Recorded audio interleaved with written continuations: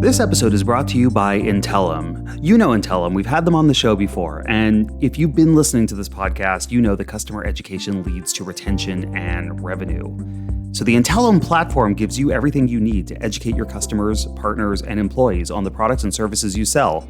They've got a great platform, they've got Evolve as an authoring tool, and with Intellum, put it all together, you can deliver highly personalized and engaging learning experiences, give your customers a single destination for all their learning needs, and create and manage a wide range of content. So check them out today at try.intellum.com/CELabs. That's CELABS.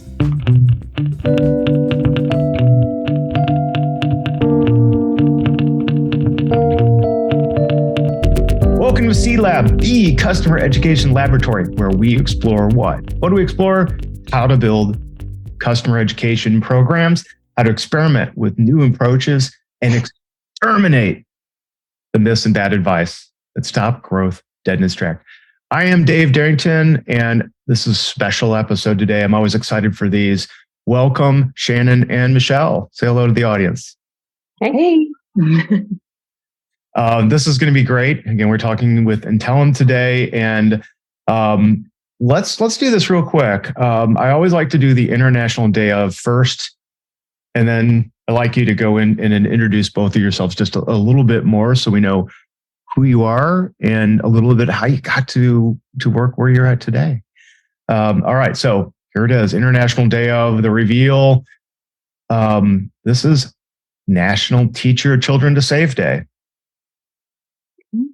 Okay, I like that one. I mean, it's teaching. Or National Prime Rib Day. Any votes for that one? No, I have bad memories of prime rib.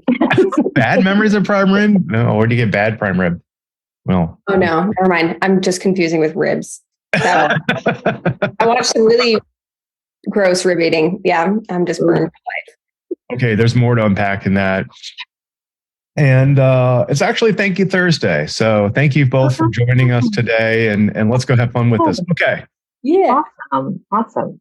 Well, I'll introduce myself. I'll kind of piggyback off the Teach Your Kids to Save Day, because I actually was a teacher. I come from a long line of teachers, so that was kind of fitting in my career progression. Was a first grade teacher, and then became a curriculum developer, and really found my love and passion. I say I got bit by the learning bug at some point, and turned that into adult learning. So I went into instructional design, and now, customer education, employee education with Intellum, doing some of those types of things with our customers and helping on their learning strategy. So very fitting. That's a great career journey. I love that. I hear that a lot, that I got bit by the training bug. Yes. And those of us that do come in from any kind of different field. Right. So. Exactly. Yep. All right. It's with that lifelong learner sort of mentality as well. Yeah. That's really important for those of us in this field, that you have that spirit. Shannon, let's talk about your background, because we've known each other and met from different places, and now you've joined the Intellum crew. Tell us about yourself. Yeah. So I love this topic. So I guess I kind of got my start more in marketing, but then I ended up in curriculum development for an online school, just learning that, growing an education team, doing certifications and advocacy, things like that. Ended up moving more into just content marketing. So kind of shifting back and forth a lot between education and marketing. Moved from the content side to building a learning management platform for that company that I was doing content development for. So I thought it was interesting to move from the content side to the technical side. Yeah. Ended up at another company doing customer marketing and starting to build out customer education there.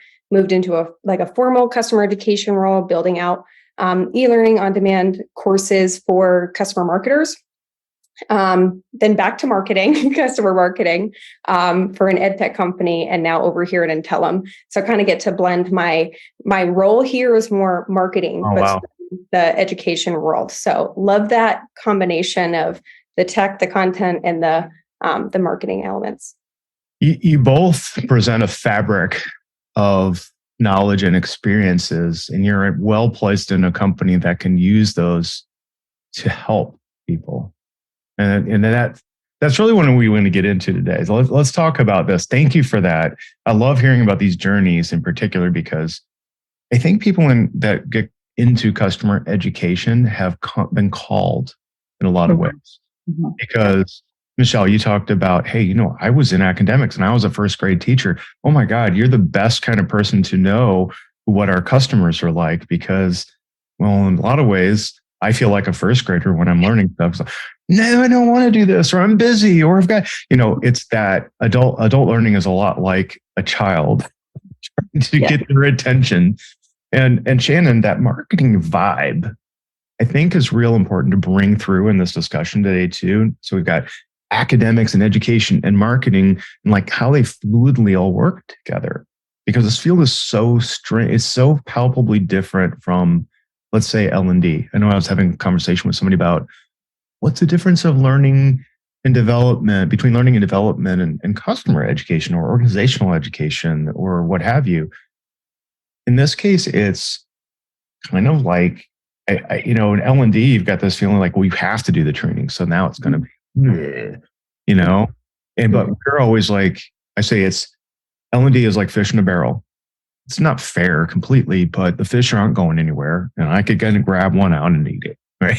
It's like I have control.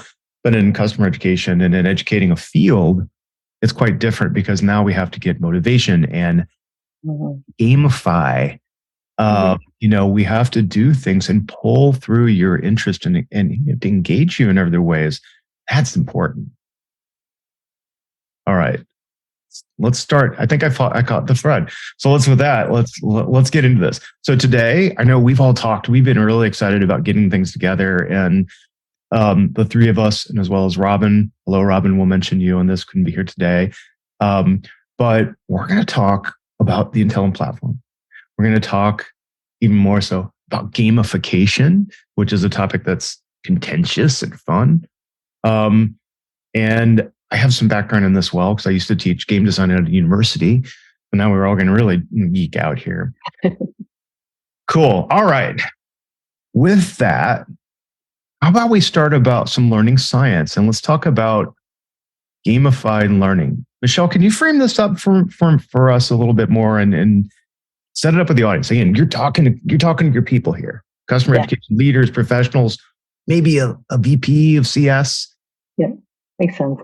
So the other thing I'll share too along the way is like how I became more involved with gamification when it came to either corporate education or customer education as well. And you're right, gamification is becoming a big trend, and it is focused a lot around engagement. It's like, how do we hit our target audience when it comes to like their emotional, behavioral, cognitive development? And so how can we use gamification to do that? But the brain science around it, which is so fascinating, is when something feels good, we do more of that. And so it's really cool because games make us feel that. They have story, which makes things more memorable versus facts and figures. There are different layers and levels and challenges. Sometimes there's a badge or a reward, those kind of things. And so with that, I think we use games to sort of as almost a way to escape certain things. And it's almost like learning becomes fun and we don't know we're actually learning in that sense. And so the science or the brain research around that is that, something happens in your brain that causes these sort of neurotransmitters to be released. The serotonin gets involved, whether it's a competitive game and you're competing against a team, or whether you're competing against yourself just to learn things and get better.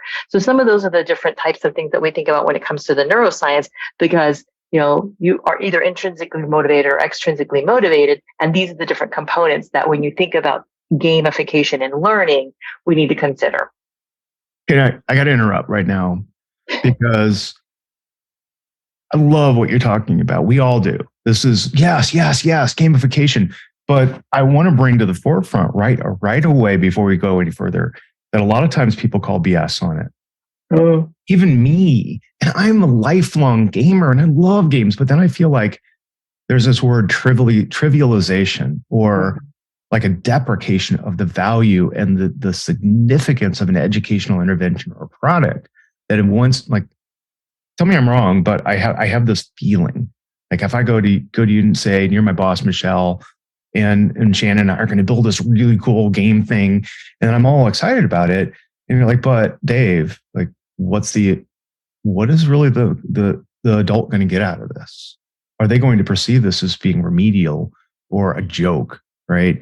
Whereas you and I know, we both know that game designers are perhaps some of the most, they have some of the best understanding of human psychology and what truly motivates. I mean, look at Candy Crush Saga or Flappy Bird, like just really, all these little games that you have on your phone, and you just TikTok, the people that make TikTok understand what the dopamine cycle is. Mm-hmm. So can you speak to that a little bit? Like, are we at that point now where we're beyond the trivialization and gamification and game-based learning is real? It's like not a fad. I can hop in. I think part of that trivialization has maybe been the misapplication or the misunderstanding of like, how do you gamify a learning experience? And when I was thinking about this, I thought, the guy who does the salt thing, he does the salt over his arm. And I think we like sprinkle points on things and like throw a badge on it and call it gamification. And when you have this unintentional, I know, right? It's like, I like that. I sprinkle points of this points fairy. Okay. Yeah. So I think when you have that unintentional, like not very strategic approach to gamification, I think that's where it kind of devalues what a gamified learning experience can be and does. And I think that's something that we really encourage our customers to think about, or like just encourage the industry to think about is zoom out and look at your overarching strategy. What are those goals that you're trying to achieve? And how do you reward behavior that drives to those learning objectives and the business impact? Not just like, how do we reward a behavior that's not necessarily tied to anything else, right? So like you could reward points or have a login streak, right? But does logging in correlate to any kind of behavior change or any kind of meaningful outcome? And so I think that's right. That's usage data. That's adoption, retention. I know you had some stats in here too. I'm sorry, I didn't mean to interrupt and shut you down. I'm like, you're talking about the right thing, and there were some stats in here. I think you saw a study done talking about. I don't want to take words out of your mouth. Can you tell me a little bit more about the data? Mm-hmm. What do you think? Michelle, I was talking to you. Sorry. We got two people on here. Sorry, I'm not sure. In gamified learning, one of the things I saw, one of the stats here said a large portion, over 75% of participants in an organizational behavior course reported they found gamified learning experience more motivating than traditional course design. So I wanted to pivot back to you and talk about it. Like, again, I'm vying for legitimacy. It's time, right? Gamification is a real thing. It's not a joke anymore. But what is the more of the science saying to follow up with that? Yeah, that's where I was going. Thank you. I appreciate that. So I think to what you said once before, and kind of what Shannon was saying, is it can't be like the game for game's sake, and it can't just be the carrot. So there does have to be that strategy around it. And when it comes to the adult learning theory part of it, again, I was talking about like story. We can always connect to a story. We remember things that are more story-like in a sense. And so I think if you can, in the game design, bring the learner into that world or that environment that you're trying to design for, then it kind of takes them away from thinking about the learning aspect and sort of gives them the opportunity to really focus on what they're trying to accomplish. And so that sense of satisfaction of wanting to move further. And some of the things that, Shannon was talking about is making sure that you've got goals, you've got structure, you've got the storyline is there, you're getting feedback along the way and the levels. And so I think when it comes to the game design, the statistics are that way because people almost don't know that they're learning in a sense because you've designed it in really well, not just slapping something together, like you said, and say calling it a game. There are different ways to reward people for behavior change, and those kind of things from that perspective. So this is like maybe we pivot into. I really like this discussion more than anything because I think it's the first time I've really heard about this topic from hey, it's real now. Let's actually get into it and not be laughable about it. Well, let's get back to what is gamification. Like, what are we know now it's much more than the sprinkle points and badges dust, right? I just love that evocative thing. It's points and badges for everything you do. I've seen that so many times, and I've even seen a trivialization of some early customer ed courses. Mm-hmm. But now what are those like game design elements and things like, gosh, I want to pull my Art of Game Design book by Jesse Schell up and talk about that, because like things like a goal, you just talked about it, goals, rules. Can you tell me a little bit more about that? Like what's underneath that's really providing substantive value? And I can jump in on this one. To me, it kind of reminds me back of my instructional design days. It's like when you're designing content or a course or e-learning or anything like that, you have to approach it the same way. You've got to know your learners. And so there are different personas and different types of people. And you may have had experience with it in your game design classes and the teachings that you've done, that certain people with certain characteristics are motivated in different ways. So, that's something to think about when it comes to the game design. Is it somebody who just wants to do it for the social aspect of it? Is it somebody who's more on the competitive side? Is it somebody who wants to learn something? So I think if you think about your audience and what their persona is or what their personality is, that helps when you're thinking about the game design to see, again, what is that behavioral change you're going to see, and how do you put the Easter eggs in the game for those kinds of people that kind of draw them in and keep them engaged in some of that. So that's one of the things I can, I think about when it comes to game design.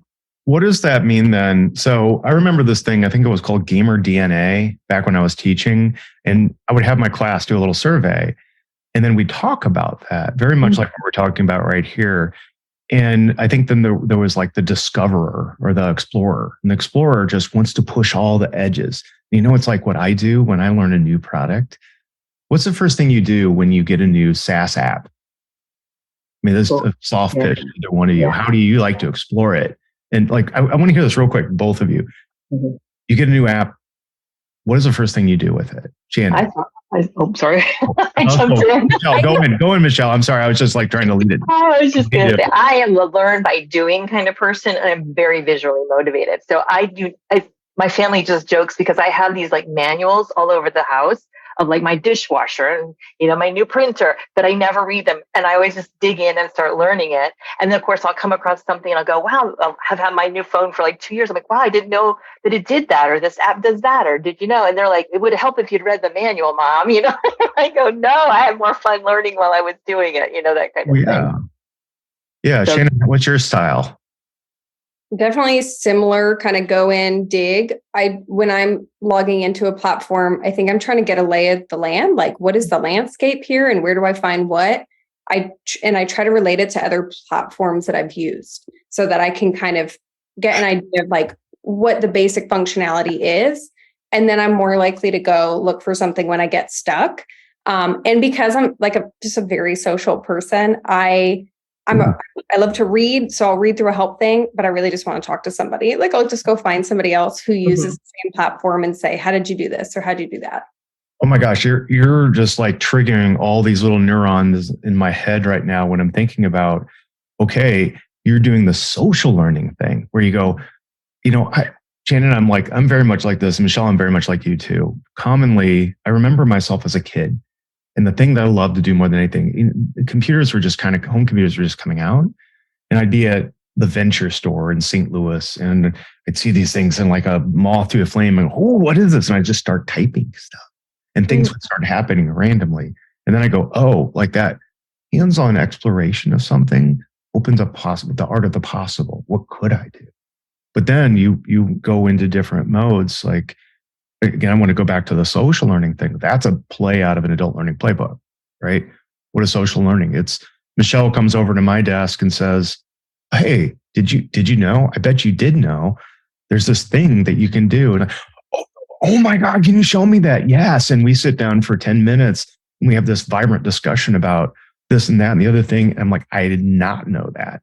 And now you've saved me hours of time. Mm-hmm. This stuff is going on and like I want to pivot it back to SaaS and again come back to game design because SaaS is very much like video games. And one of the things that I lament is that we don't have more diversity, higher diversity of people that came in from those industries and sit down and talk. I'm looking at our script right now, so just kind of like giving you a heads up. What are the goals, right? go to Carl Kapp. What are the goals from the game? Maybe one of you would be better talking through this. What are the rules? What are the structures? Can we talk about that a little bit more? Like, okay, now we're building and I want you to talk about your platform too. So that's why I'm kind of leading you down this road. But what are the verbs and things you have intrinsic to the platform, the Intellum platform, that allow us to do all this? What unlocks us? So I have a transition that will help us sort of get into that conversation, if that will help. Cool. Okay. Cool. Yeah, go for it. Okay. So you talked about the social aspect of things. And what's really interesting is we've been looking at gamification at Intellum in a slightly different way. And, looking at the learning science, I don't think there's a lot out there right now on this, but it's around reputation building. And so when you think about social, the example you just gave where you went to talk to somebody and show them something, well, you have some level of trust and credibility with that person because of some other experiences that you've had with them. And so when you went to teach them sort of in a social setting, you had some credibility, you had a reputation with them that you're a credible source. And so we're starting to think about this from the gamification aspect of things, and how do we take not necessarily the leaderboards, but the challenges, the rewards, the badges, and those kind of things to both intrinsically and extrinsically motivate the learner when they're wanting to be like that thought partner, being sought out as a thought partner, building their own reputation in a social way, either on LinkedIn or something like that, or even internally within the company. So the leaderboard no longer becomes this competitive thing. It becomes like this world of knowledge that's available to me now, and I know who to go to. I call it sort of, that was the game we used to have, a millionaire or something like that. Like I can phone a friend in a sense. So now I have a whole directory of phone a friends if I need to know who's the expert in this area. And so that's one of the things that in our new gamification that we're launching inside of our platform, that we're thinking about a little differently than just the rewards and the badges and those kinds of things. Whoa. Okay, you blew my mind with that. So that's different. That's okay. I'm just kind of like getting excited about that, because now we're going to another level of depth, right? Because let's talk about that first layer. We're reward structures in terms and feedback and all these things, the pedagogical game design stuff. I have a rule. Hey, if I get in here into the system and I go through and okay, let's talk about, I'm logging into Intellum the first time and I'm a new learner, right? And again, I'm trying to thread other concepts in here. Shannon, I want to give you credit for something that was really important, which you said, which is, I'm Shannon, I'm Michelle, like both of you have done all these different things and learn all these other labs. One of the first things you do is use your own experience set. Intellum is like X, Y, and Z. Cool. And then you go explore, give me a reward for logging in. Oh, and I see, but things like those little rewards at the first touch of that journey. Now we're thinking a marketing journey, Shannon, right? And now we're actually pairing that marketing journey with an educational journey, and they overlap. The purpose of marketing is awareness. The purpose of education is trust, right? And the two, like peanut butter and jelly, actually form this composite that expands a lot more and lets the learner and the ecosystem of learning happen. This is like weird stuff. I'm going a little woo-woo, but what I'm trying to get you to talk about is I love this concept of the next gen leaderboard, or that. So like, okay, Michelle, I know you went into the system and I see a kind of a leaderboard. We're not calling it that, but I see Michelle's at the top of my community engagement. You've been in the community. We actually did this at Gainsight at one point where we had all these points kind of in the background that said, if I saw Shannon and Michelle, you're my customers, and you would log into the community once a week, you would make a post, maybe you might make a post on LinkedIn that talks about something you learned about the Intellum platform. Maybe you went and did a talk somewhere, and now you as a customer advocate are out there advocating for the Intellum brand as a separate entity, but you brought your knowledge set, and we at Intellum have exposed these badges which validate that experience set. So I need to turn off my beeping in the background. I am so sorry. I don't know, like, who's trying to contact me? I should turn those off.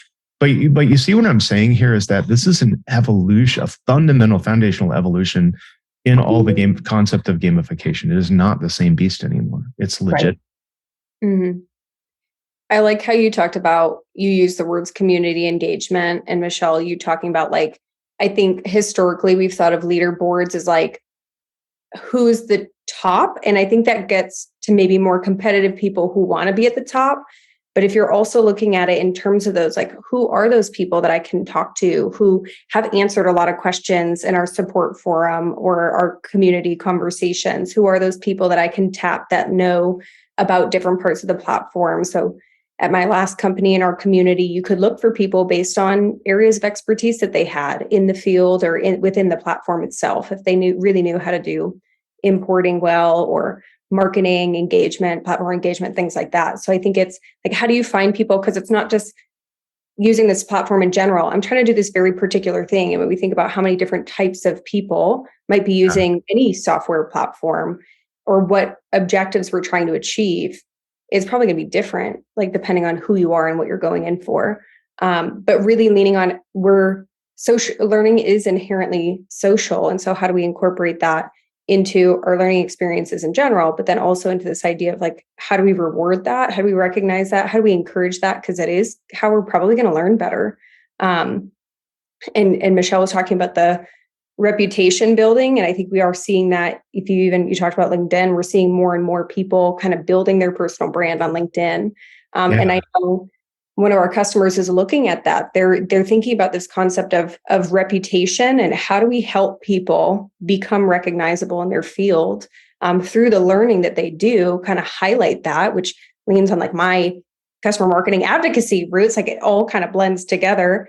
And they're thinking about how more people are trying to build that credibility for their own personal brand. Okay. Again, my brain is on fire thinking about this. I want us to flow into the how. And I think it's best to talk about the how by mistakes, right? What did we screw up? I'm going to tell you what I screwed up to begin with, okay? I'm going to give you an example. Again, I this is a positive example, but it's a learning experience. Everybody knows I worked at Outreach. It was this fabulously interesting experience to me. This is what I love about SaaS, right? The neuroplasticity, one of my guests had talked about that a long time back, is Shannon, you just said it. I learned this and I learned this and I learned this, and they have these similarities. That is part of our brain now, that we know all these things are like other things and we know how they're different, right? And now we're coming into, okay, here's Outreach, here's this amazing platform that can do all this stuff. It's about engagement, it's about marketing, it's about education. How do we fluidly connect all these dots? And what you're telling me right now is this concept of a leaderboard is doing multiple things strategically for my company that you might just trivialize and say, it's just a leaderboard. No, that person on top of that leaderboard has had intention to go and learn and show that they know how to do the product, because that gives them the ability. Nick Mehta had said this before about how the value of a certification or a credential at Gainsight would lead to somebody getting a job because they proved they could be a Gainsight administrator at a complicated level. We had a badge for it. That badge just doesn't mean I got a badge. That badge means a series of things happen. Mm-hmm. Now, I've screwed up in ways because I was so excited about the fact I had a little badge, right? You could show off that. What that did, it translated, and this not good, not bad, but just kind of meh. When we released badges for the first time, everybody got excited for it. And then it became a race. Mm-hmm. And it was a low bar, right? Okay. Yeah. And I remember one person, she went on social and said, "Oh my God, did you see Outreach has badges? I'm going to get all of them." And that weekend, she got all of them. Wow. I'm like, "Hey, yay!" But that really wasn't what I intended. Yeah. So, okay, that was my mistake. Can both of you talk more about your experiences? That's what matters. Is not what I did. What are some of the big mistakes that's happened here? And as we're getting into platform stuff, want to tee that one up.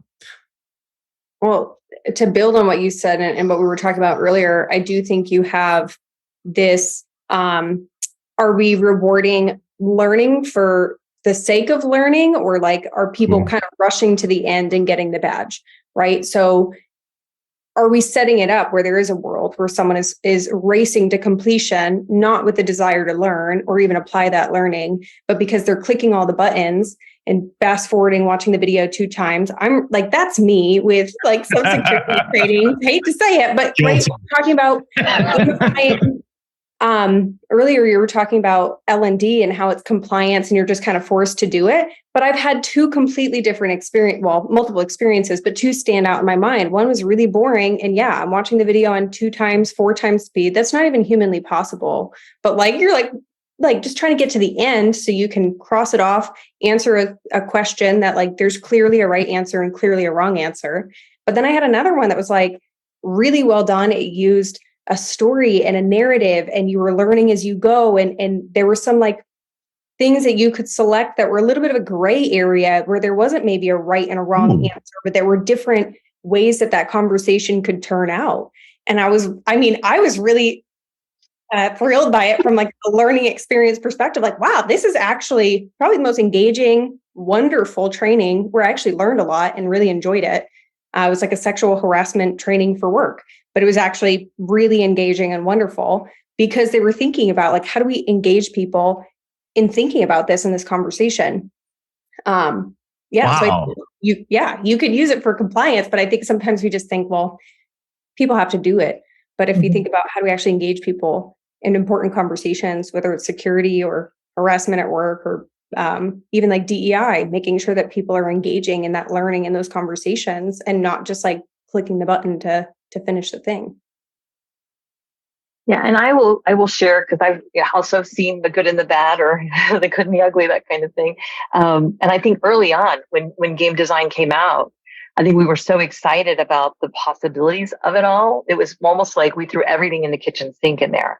And it kind of goes back to what Shannon had said before. But like when you first go in as a learner, you're just trying to get a lay of the land. And so if there's too much, it almost becomes this noise that gets between you and what you're trying to accomplish. And so it's cool, all the gadgets and the whizzes and stuff like that. But the problem is that if there's no structure, you also lose the learner in that sense. It's kind of like when you're sitting maybe in an instructor-led class and something that the instructor says or the facilitator says doesn't click for you, and your brain sort of takes a commercial break and goes off on that tangent of trying to figure something out, and then they're losing the stream of the learning aspect. The same thing with game design is when you put everything in there, even though it's cool and it's fun and it looks great and there's so many options, the learner can get lost in that sense. And sometimes they check out because they get overstimulated in a sense. And then, of course, they're not going to go to completion because if they have to complete the game to get the badge, but they're overwhelmed, it's sort of cognitive overload and they sort of bounce out at that point. So something to think about as well, like not, again, being purposeful. It's like purposeful design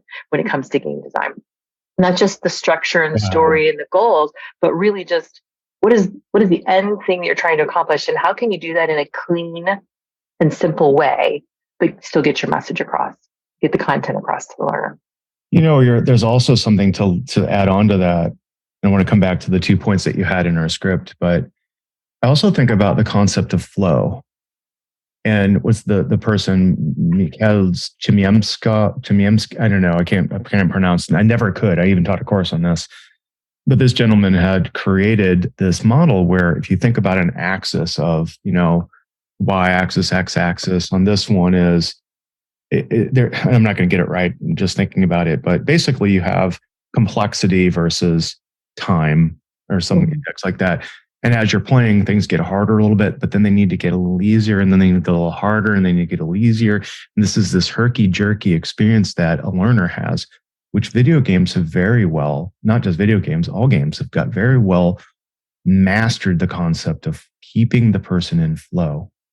I watch my son play video games or my daughter play video games, and I watch how they're drawn to it, right?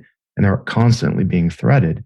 But in education, this is a lot more complicated that I can't, like why I really intentionally led in both of you to this discussion and, how we could trivialize what we call gamification is because it's so easy. And let's talk about 2 points.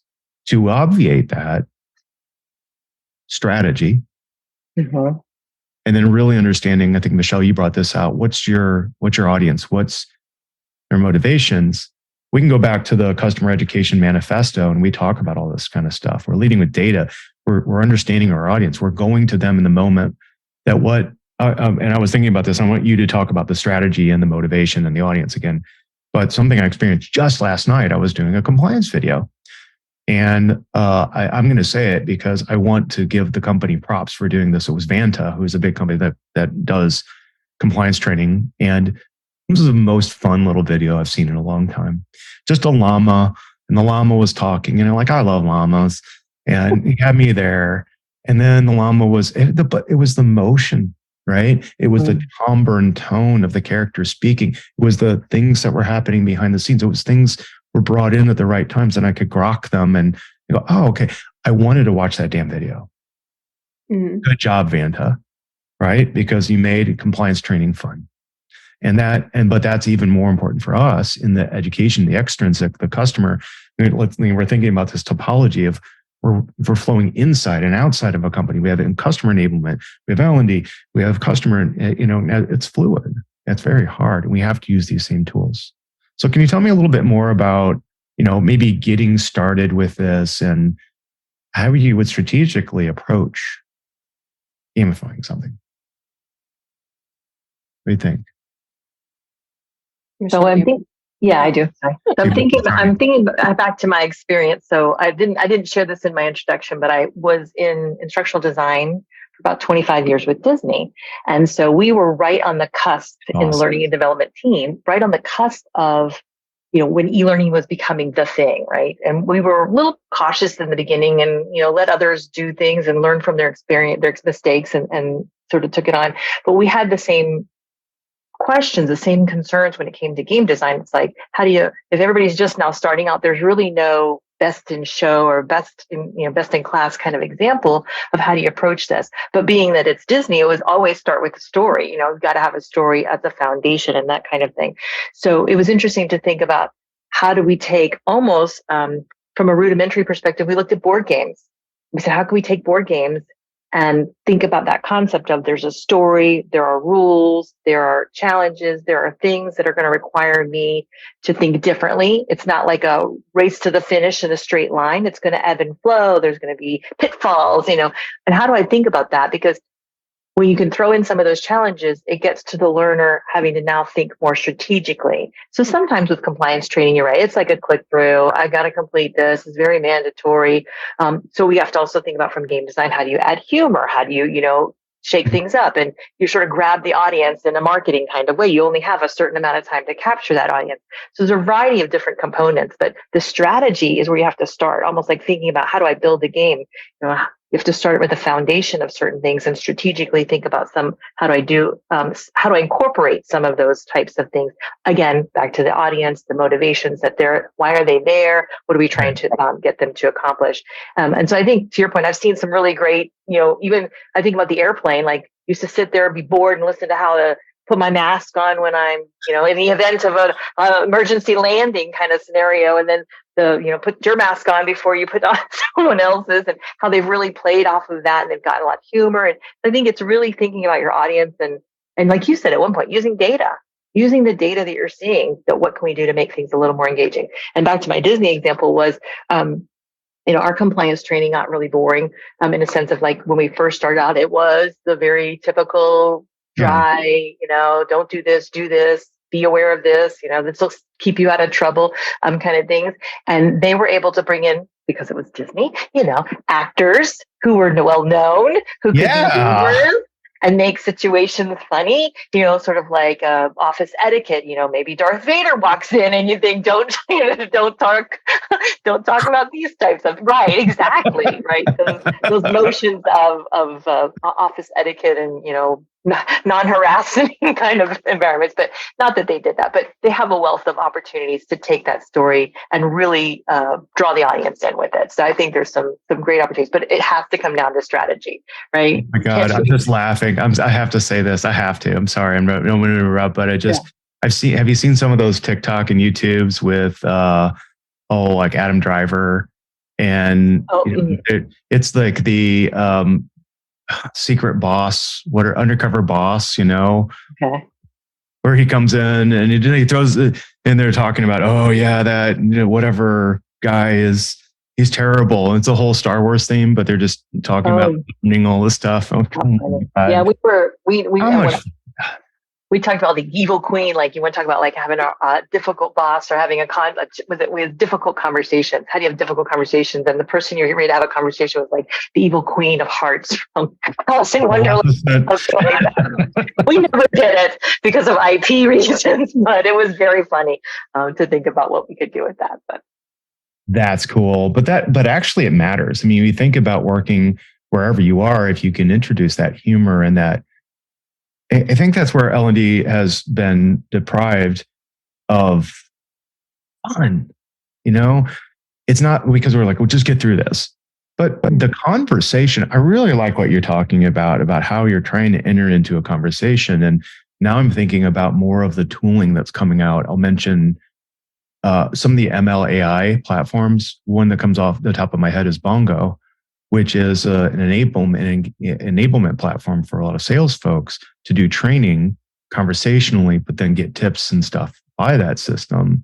And so now if you did a training and you did a thing where you had to do a teach back, you're like, okay, Dave, what you're doing next is we want you to do a teach back with what you have to do X, Y, and Z. Here's a little place you can scribble down your notes and record a video. Go. And bring some humor into it. But because you're going to be working with real people as a salesperson, and we don't just want to see the spiel, we want to see your spirit. So now you're actually wedding all these systemic ways along with a platform that can tool these things together to build a fabric of education and learning that's fun, exciting, interesting.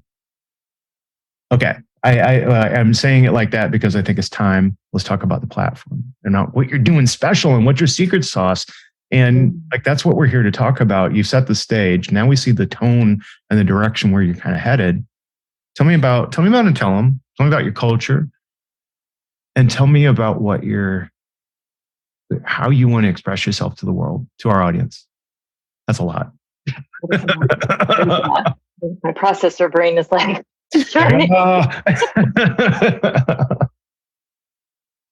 all right, maybe let's start with the easy one. Let's talk about some of the new, like we've talked about your perspective on the market. And I think one of the most important things, I know back in, episode 43 or so, we talked with Chip, and we had this really amazing discussion. One of my favorite discussions, because we had to talk about Radiohead, because we've done an episode on that. But it was about the science, starting with science. And when I think about your platform and what people say about it, there's, a lot of praise. There's a lot of interest, and you have a lot of capabilities. But I want to understand where you're coming at hitting the market with. Why do we want to consider you? What are the really cool things that you can do? Yeah, I would say for a long time, predates me, learning science has been sort of in the tapestry or in the DNA of Intellum. It has driven a lot of the decisions from our roadmap and our product development.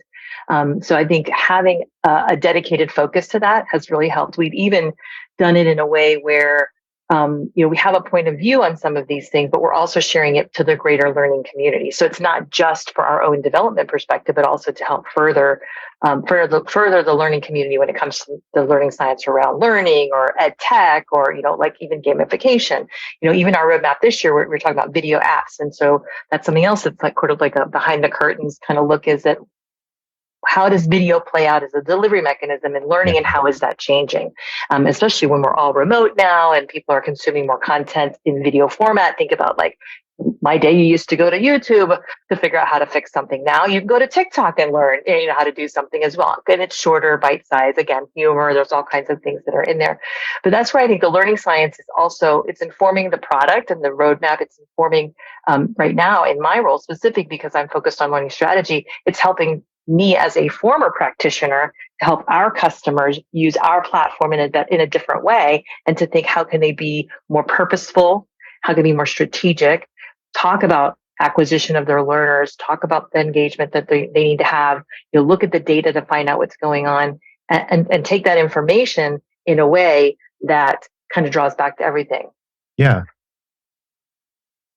That's really cool that you could add that consultative and educational consulting layer in to your delivery. Because I think, look, I know as someone who's done RFPs and has had multiple platforms, I've used all of them, right? It's situational and intentional which platform I choose. Mm-hmm. And when I'm looking at a platform like Intellum, I see this constellation of different tool sets that all come together in one. I'm going to bring this up outright because you've talked about a concept of organizational education. I know that was part. I don't know if that's that you're pressing forward with that still, but I think it's actually an important way to think about customer education.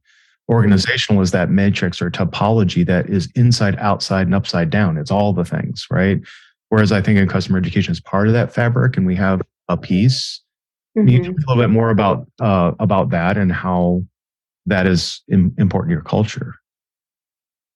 Yeah, I think one of the things that we do, I want to say exceptionally well, is the ability to easily educate multiple audiences. So you're talking about internal, external. So whether that is internal L&D or product education for your internal employees, customer education or partner education. If you have channel sales partners, often this content is the same, but a little bit different, right? Like you might need to know things to a different degree. So I was talking with a customer the other day who was using a different platform and was looking for something that would allow them to basically upload the content once, but give these different instances and personalize the journey. And so they're cutting their development time in a third, well, by 2/3, because now they're just uploading to one place and they can kind of populate and customize the experience for different people. I was talking with another customer the other day who has that same idea of they're doing internal product education, customer and partner education. And so just the ability to tailor to each of these audiences, but not have to manage all these different instances, upload to 3 different places, create individual learning activities for each one. It's a lot. And especially when you consider for larger companies that are producing hundreds maybe of pieces of e-learning content, thousands maybe, that's a huge catalog to multi-purpose and all these different platforms and make sure they're all up to date. So I think that is that idea of organizational education for us. It's that scalability to educate multiple audiences from the same place. That I'm glad you said it that way, Shannon. That is extremely important because one of the things, and again, I like to kind of think myself as an analyst light maybe. And I will tip my hat to John Lay, who is talented learning. He knows a lot about different platforms. And one of the trends he's observed, this is in his stuff, and I agree with and I observe too, is this convergence at some point of these different modalities of learning. And one of the things that I really want this audience to understand, and is that, hey, we're sharing this content, how this platform and how platforms should move forward. Like, look, in the past, we've come from extended enterprise. So a lot of times you've gotten an LMS that's primarily serving HR, right? This is how things have been evolving. Mm-hmm. Those systems are still good and they're kind of like coming our way and the other platforms are going the other way. But what your platform is good at is all of that, right? It's a well-rounded platform with tooling that can do a bunch of different things as well. Right? So if I'm a company and I'm crossing that chasm, I'm a startup that's not so startup-y anymore. Now I've got enablement. Now I've got L&D. Now I've got product. I've got, like all these different places. I'm managing a cacophony, a symphony of learning. And that's cultural. And I like and like I've actually come around to that. Like at first when I heard organizational education, I bounced off that. Like, no, we're a customer education podcast. Yes, we are. And this is part of that. The role that customer education plays is part of a flywheel where we're collaborating and partnering with enablement, with L&D. We should all be a center of excellence together and leveraging those resources together, particularly as we get into that part where if you're in an IPO in tech, and I talk to you a lot, this is where stuff's getting real, right? Because you have to move faster. Guess what? Right now, it's 2023, April. Guess what? Tech is a mess. We have to do more with less. So if you're going to make an investment in a platform, I want that investment to be able to service different verticals. And even externally, maybe different subsets of people, a white labeled website that's for a partner, So anyway, okay, you talk to any more of that? I'm just kind of like connecting your dots. So I was just going to say, I think it also depends on our definition of customer, because I think and I see this in customer marketing too. It's like, historically, we have defined customer as someone who has paid us money for a product or service. But your employees are customers of a variety. Your prospects are customers of a variety. Your partners are customers of a variety. These are all different customer bases. They just have different needs, and they have maybe a different level of understanding about your industry or about your product. And I think I understand, like, from a customer education, like wanting to elevate the field perspective, where we want to give it its time in the limelight and like not absorb it into a bigger concept. But I also think if we're thinking about how do we provide more value to a business, it's like, instead of creating content that's one purpose and one purpose only, if we're also thinking about how that same content can be used, repurposed for other situations, we're really actually like producing greater business impact. And so, yeah, I think that scalability part of the platform, and that was actually, we did a research report last year, and that was like the number one capability that executives were looking for in a learning platform, was the ability to scale. Because you're exactly right.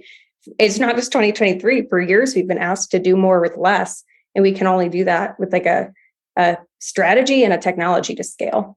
And now Michelle was going to say something. So yeah, and some of the ways that we are doing this, just get back to the secret sauce, is we're working with a lot of our customers to understand what their educational initiatives are. And so from a foundational perspective, we talk about our methodology, how our implementation, our 20 years of experience in the ed tech field, and how we take the framework of your business objectives, your content, your audience analysis, the educational marketing strategy, and the measurement that you want to take with your educational initiative, and sort of map those out to see, are you doing skilled enablement? Are you doing onboarding, certification? What type of sort of initiative are you doing? And what is the audience you're trying to reach?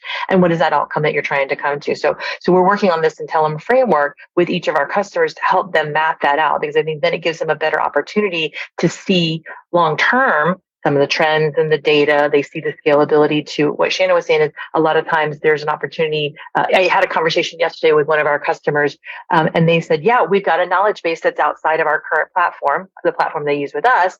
Yeah. And they say, we love it. It's great. It's just in time resources, but I surely would love to track the metrics on how people are using that. How can I do that? I'm like, well, guess what? Knowledge base is going to be another component that Intellum's bringing into this platform.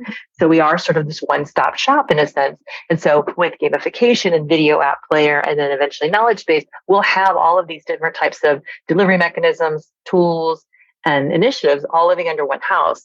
We even have the social tool that helps with engaging the learners in the learning experience with others for peer-to-peer conversation and those kind of things. So absolutely love what you're talking about. Okay. I think we're at that moment where we need to start to wrap up. What I would like you to both to do is, again, last final words to the audience, but most importantly, you have stuff coming up that the audience could participate in. For example, know that I'm going to be talking at Pulse on May 17th at 4:15. Really exciting. And what we're talking about here now, all the things, Michelle, Shannon, you're talking about are like customer success attributes. How do we achieve success? I think this is the core of customer success, because we're always learning and we're always educating. And yet we need to turn that inside out. So, okay. What do you want to say to the audience as we walk out the door, and then I'll close it up? I don't know what we currently have coming, unfortunately. I can tell you we have a lot of live events that we've been doing, live training, which has been a change. So I can talk a little bit about that. Shannon, do you know of any events that we're hosting? We will be at ATD. So actually one of our customers, Jacqueline Anku from Gusto, will be talking about what she's done, and which really, like, the other thing I was going to say, like, we're going to be at ATD and you can listen to Jacqueline and Lizzie talk, and they're going to kill it because they always kill it. Yeah. But just that idea of secret sauce that Michelle was talking about, like, not so secret. We're not trying to be secret about it, but just that idea of the methodology. Because, and you talked about this at the beginning, Dave, is we all come from different backgrounds. So whether we came from an ID or LXD background, or like marketing, ops, traditional, like being a teacher, academic education. We all come from these different backgrounds, but this field is so much bigger than any one of those things. And so we have to think about the entirety of it, right? Like I always think, does the right hand know what the left hand is doing? Do I know where my function is, what's happening here and what's happening here? And I think that methodology gives you a good framework for that. So, Jacqueline will be talking about that at ATD, but we should totally put that in the notes of so people can see what that looks like to follow that. Because I think it's a very approachable framework. Yeah, I think and I'll say hello to Jacqueline, friend of mine. We've talked. That's great. It's important to see how you can build an amazing program with the tooling that you've got. So, yeah, go check them out at ATD if you're going to ATD, and we'll look forward to seeing some more bits and videos that come out of that event. Hopefully, you'll share them later. For sure. And there's always Underscore too. I think that's something Intellum has offered for years. Underscore is a webinar series featuring industry experts and thought leaders talking very practically about what, for example, in a couple of weeks, we're going to be talking about, we're going to hear from Cricket and Impact Partner Experience Academy. Their name is Impact, the company name. But they're going to talk about how they gamify their learning experiences and kind of pull back the curtains on that. So Underscore is always a good way for people to learn something new from interesting people. Fantastic. Anything else coming up? I won't put you on the spot. No, just a lot of content. We've talked about gamification. I just published a blog yesterday on getting started with gamification and just very practical steps. So for me, it's always okay, cool idea. What now? Where do we go with this? How do I actually do that? And I think the big thing there is you can take it slow. You can do a piece at a time. It doesn't have to be a whole redo of your entire programming. And with intention. Don't forget the strategy. Don't make the mistakes I've made, which is rush to a credential. Make sure that means something. Mm-hmm. Exactly. All right, my friends. And I'll do a shout out to Chip Ramsey. And thank you all. Thank you both, Shannon Howard, Michelle Ellis, Dr. Michelle Ellis. Let's give you the title you've earned deservedly. It's important. We've really enjoyed this. I really thank you very much for your support, for the community support, and for all of you. Get out there. If you're looking for a platform, Intellum.com. So with that, if you want to learn more, remember, we always have a podcast website. You're probably listening to it on any one of the platforms, but we're at customer.education. Super simple. I still can't believe we got the name. You can find show notes. You can find links. You can find other materials. There are sponsor links there so you can talk to our Intellum folks too. So please, again, if you found value in this podcast, share with your friends, share with your peers, share over beers, get out to the others, because our mission at CELab is about helping support you, folks like Shannon, folks like Michelle, platforms like Intellum that are trying to connect with you and have this conversation and continue it. Similarly, I haven't said this recently, but if you're interested in talking, you've got an idea to share, you've got a site you want to show off, talk to us. There's a new form on our webpage at customer.education, and you can do just that thing. All right. Thanks to Alan Coda for providing our music, and to our audience, thanks for joining us. Get out there, educate, experiment, and find your people. Thanks, everybody.